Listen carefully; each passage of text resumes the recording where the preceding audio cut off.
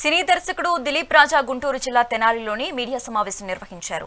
ఐబొమ్మ వెబ్సైట్లో సినీ పరిశ్రమకు వేల కోట్ల రూపాయల నష్టాలను చేర్చుకున్న పైరసీదారుడు హైదరాబాద్కు చెందినవాడని తెలిసి అంతా షాక్ అయ్యారని తెలిపారు. కుక్కట్పల్లికి చెందిన యువకుడు కరేబియన్ దీవుల నుంచి ఆపరేట్ చేశాడని చెప్పారు. సినిమాలు విడుదలైన కొద్ది వ్యవధిలోనే పైరసీ చేసి ఐబొమ్మ వెబ్సైట్లో అందుబాటులో పెడుతున్నాడని తెలిపారు. మొత్తం 22,000 సినిమాలు పైరసీ చేసినట్టు దిలీప్ రాజా చెప్పారు. ప్రచురితమైన ఐబొమ్మ అనే ఒక వెబ్సైట్, ఇది ఒక పైరసీ చేసే వెబ్సైట్. ఎక్కడో ఫ్రాన్స్ దేశంలో తయారైన ఈ వెబ్సైట్ కరేబియన్ దీవుల్లో ఆపరేట్ చేస్తూ 22,000 సినిమాలను ఆయన వెబ్సైట్ లో పెట్టి సినిమా రిలీజ్ అయిన నిమిషాల్లోనే దాన్ని వెబ్సైట్ లో నుంచి ప్రసారం చేస్తుంది.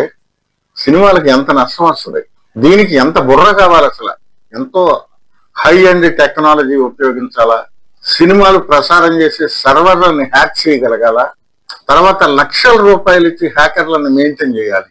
లక్షల రూపాయలు ఇచ్చి హ్యాకర్లను మెయింటైన్ చేయబట్టే 1972లో రిలీజ్ అయిన గాడ్ ఫాదర్ సినిమా దగ్గర నుంచి నిన్న మొన్న వచ్చిన ఓజీ సినిమా వరకు మొత్తం ఐబొమ్మ వెబ్సైట్ లో 22,000 సినిమాలు వాళ్ళు హార్డ్ డిస్క్ లో పెట్టడం జరిగింది.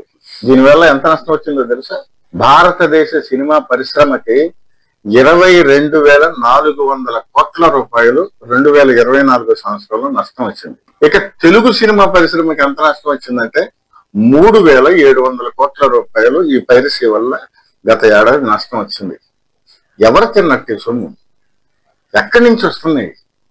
ఒక నిర్మాత తన ఆస్తులు అమ్ముకుని వడ్డీలకు డబ్బులు తెచ్చి, ఫైనాన్స్ కి డబ్బులు తెచ్చి, సినిమా మీద ఉన్న ప్యాషన్ తో సినిమాలు చేస్తుంటే వీళ్ళు విమానం ఫ్లైజాక్ చేసిన అంతకన్నా అతి సులువుగా సినిమా రిలీజ్ అయిన రోజున థియేటర్ లో కూర్చొని రికార్డ్ చేస్తున్నారు.